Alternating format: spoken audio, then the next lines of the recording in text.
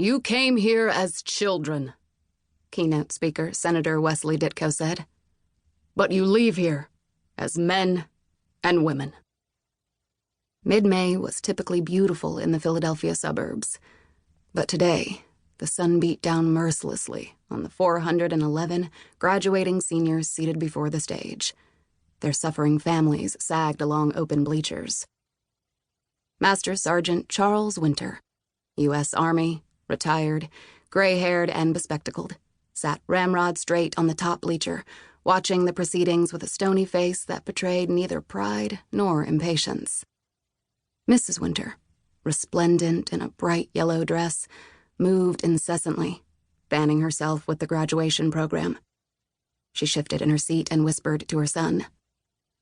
Sergeant Daniel Winter, U.S. Marine Corps, sat as straight as his father, but failed to replicate the man's stoicism. He beamed, proud and relieved.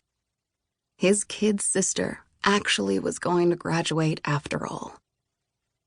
A plane in its hangar is safe, Senator Ditko said, and smiled down at the fidgeting seniors, pausing to make eye contact with the valedictorian, his daughter.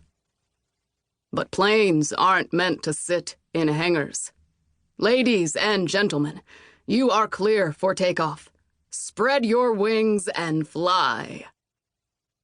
Principal Santana returned to the microphone, her face shining with perspiration, and began calling students on stage.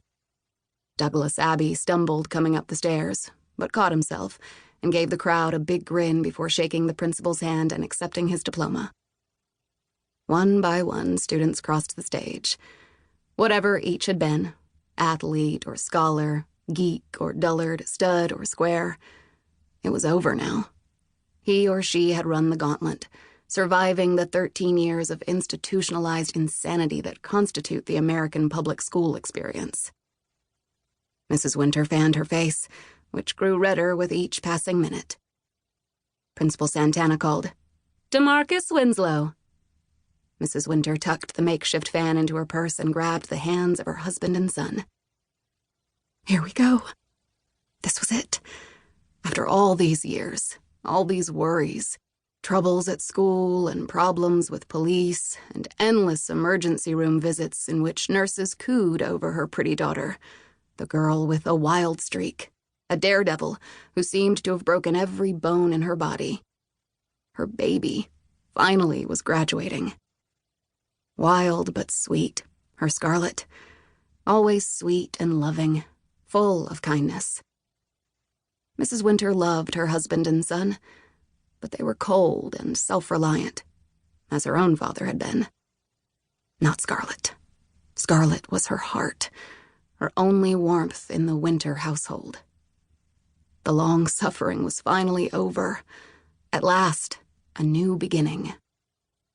Principal Santana called, "Scarlett Winter." Mrs. Winter laughed and leaned forward, her vision blurry with tears of joy. There was a brief pause. From the student seating, choppy bursts of laughter rattled like sporadic gunfire. "Scarlett Winter?" Principal Santana repeated.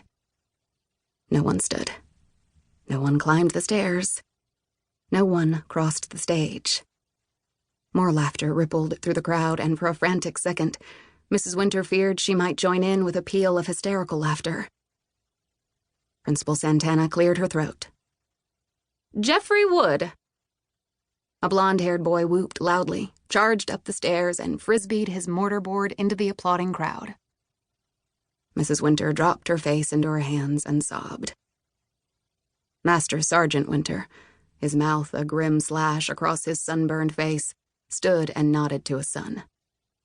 Together they took Mrs. Winter's arms and helped her to her feet. If not overtly sympathetic, the men were inarguably gentle and protective. Fiercely so, even. As the family made its slow descent, people turned to watch with sympathy, amusement, or horror.